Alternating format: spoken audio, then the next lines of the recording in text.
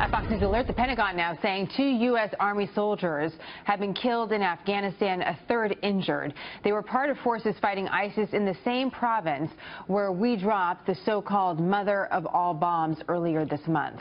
Their names have not been yet released. In fact, we just received a statement from the Pentagon and the top commander there in Afghanistan on this. Officials tell Fox that 18 ISIS militants were killed in that firefight. Joining us now, General Jack Keane, a retired four-star general, chairman of the Institute for the Study of War, and a Fox News military analyst. And so here's part of the statement, General Keane, from General Nicholson. The fight against ISIS is important for the world, but sadly it is not without sacrifice.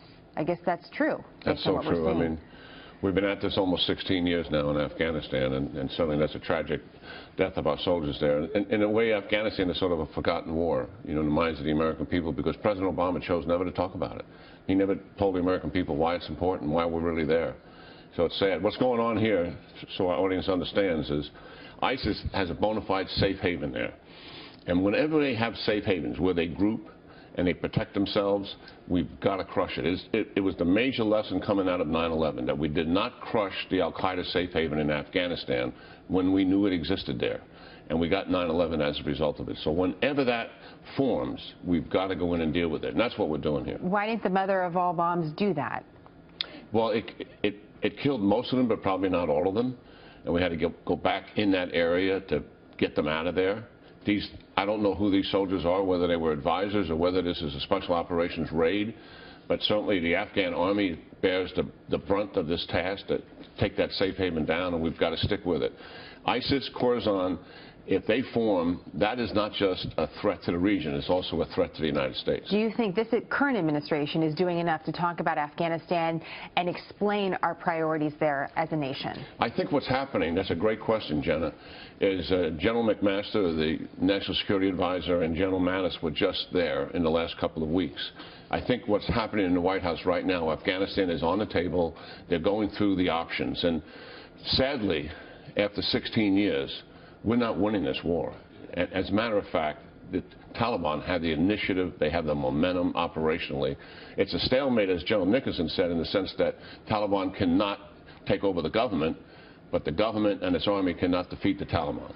When I'm hearing you speak, I can't help but think about, again, the mother of all bombs that we talk so much about. And maybe it's because I'm a wife of a veteran. I don't know why I'm feeling this way, General Keane, but I have to ask you this question. Let's not drop just one of those bombs. Let's go drop 100 of them in the area where all these guys are hiding out, where we know where they are. We know that they're bad. We know that there's not a lot of civilians. And let's do it once and for all. Why aren't we doing that? Well, I think they would if they could, and if it made sense tactically. I mean, obviously Nicholson had a heck of a problem on his hand. He had these guys hiding in caves and old mines, as opposed to putting soldiers in there. They tried.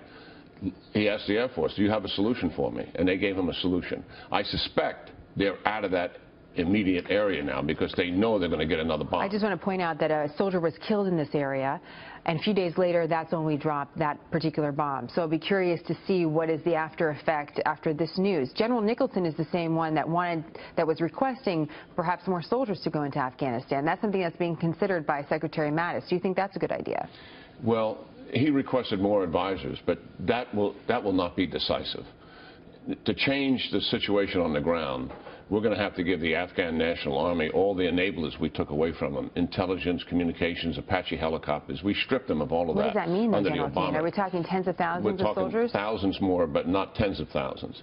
And, as we've spoken before, Jenna, in Pakistan are 2 sanctuaries that the Afghan Taliban reside at. Right. As long as that exists, you cannot defeat this insurgency. It's so frustrating to talk about this over and over again because, again, we know where the bad guys are. Right. It's been a question of political will to go in this area in some respects and get them out. And so that's frustrating to underscore, but I want to underscore that for our viewers. I also want to mention what's going on at the UN right now.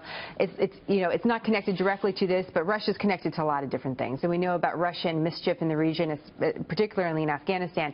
In this sense, what we're watching at the UN is Ambassador Nikki Haley addressing Russia's denial that Syria used chemical weapons on its own people. Go back and forth on this, General Keane. What are your observations about what's happening at the UN and what the actual impact of it could be? Listen, Ambassador Nikki Haley is an absolute rising star in the Trump administration. I'm so impressed with her. She calls out the UN when they're not when they're trampling on human interest or U.S. interest. She calls out the Russians for the war criminals that they are in backing Assad. She calls them out for the fact that they have been bombing civilians themselves. And the gall that the Russians have to come after us over this Syrian strike we made, that somehow there was something wrong with that strike, when they have systematically and purposely target civilians.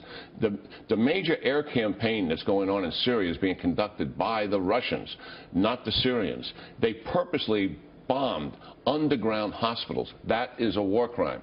They're the only people in Syria that have the bombs to do that. These people are what we have always said they are. Putin is a thug, he's a killer, and he's also a war criminal. Now, our politicians may not want to say that, but that's the truth of it.